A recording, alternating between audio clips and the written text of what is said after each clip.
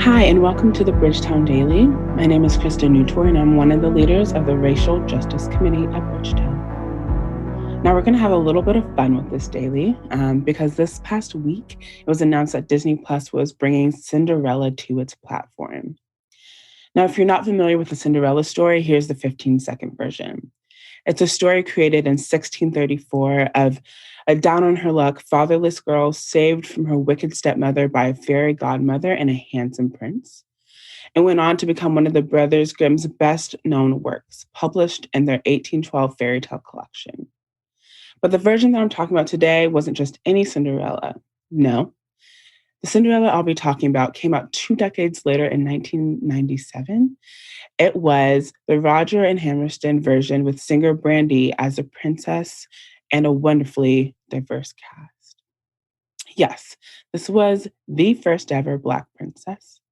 I saw there was also a Black queen with locks in her hair. The prince was Filipino American, and blended families were centered on the screen.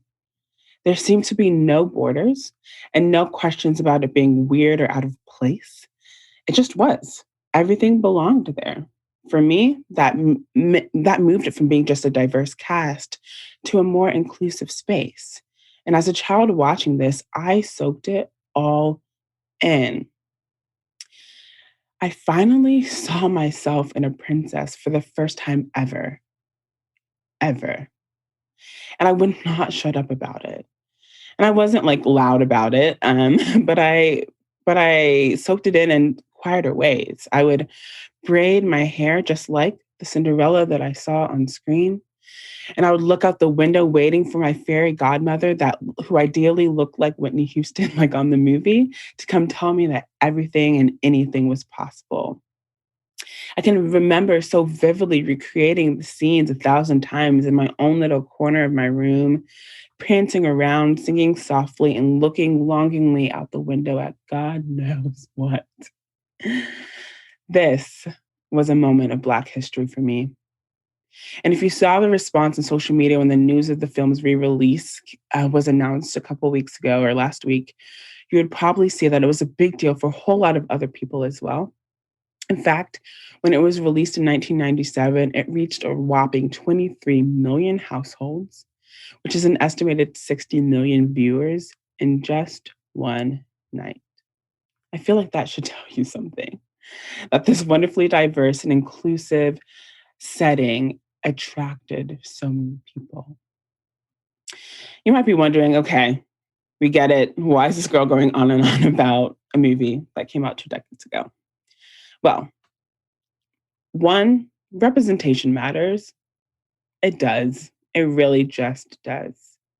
Two, it can be easy to write this off like, oh, it's just a role in a film. It's just one casting change that was made. But our society knows now more than ever that how much entertainment and what we can see can shape us. So yes, this was and is a big deal.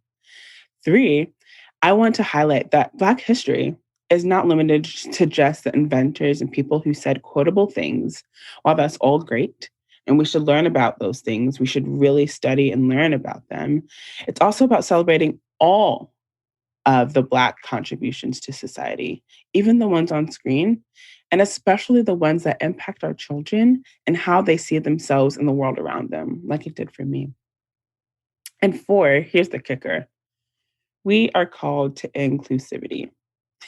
Now you're probably like, okay, now she's going somewhere. Let me define inclusivity for you. It is the practice or policy of including people who might otherwise be excluded or marginalized. And this isn't just diversity. Inclusion goes beyond diversity.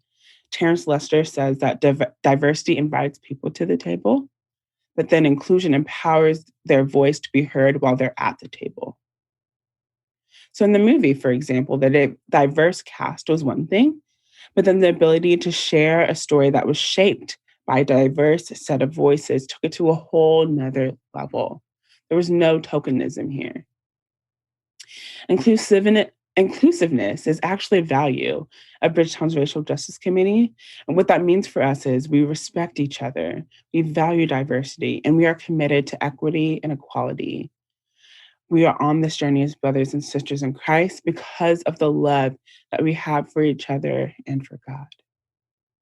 So, if I were to put this all together, I would say that inclusion is including people who might otherwise be excluded or marginalized because of our love for God and our love for people. Let me say that again. Inclusion is including a people who might otherwise be excluded or marginalized.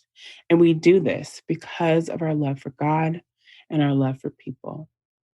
So I want you to close your eyes for a second. Unless if you're driving, please don't do that. Um, but I want you to imagine what on earth as it is in heaven looks like for you. And I want you to even take it a step further and imagine who that looks like. Did you picture a mirror image of yourself walking around on the streets of gold? Or was it a wonderfully diverse and fully inclusive situation full of beings who would otherwise be excluded or marginalized here on earth? Friends, what we see often influences and even limits what we do. And if we are not envisioning a kingdom that is diverse and inclusive, then there's a chance that we are not embracing kingdom work that is diverse and inclusive. If this strikes you in any way, I would invite you to pause and dig deeper into that. Maybe even ask yourself and even partner with God on this and how you can bring kingdom down to earth in every way that you can, including in the area of inclusion. So, friends, when we talk about Black History Month, I want us to remember this. I want us to remember Cinderella.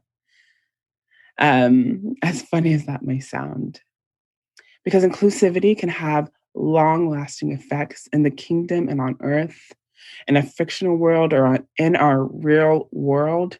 I want you to remember that inclusivity isn't necessarily a metric that we can report, but it is something that is meaningful beyond what we could ever measure.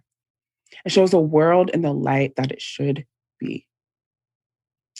For me, that meant when I was watching Cinderella as a young Black girl, that I saw beauty defined in a way that looked like me, that showed me that impossible things are happening every day, and that without question, I can be a part of the change. It showed me an image of a leader, the kind of leader that I could be, maybe not of a kingdom like a princess would be, but certainly in the kingdom and in our world. Now, I don't want to over spiritualize a fairy tale or belabor a point, but church, we don't need magic or a bibbity boppity boo to know this. We already know that nothing is impossible with God. We who call Jesus Lord and embody his mission know that we are called to an inclusive kingdom as it is in heaven because of our love for God and our love for people. So let us march on this journey together.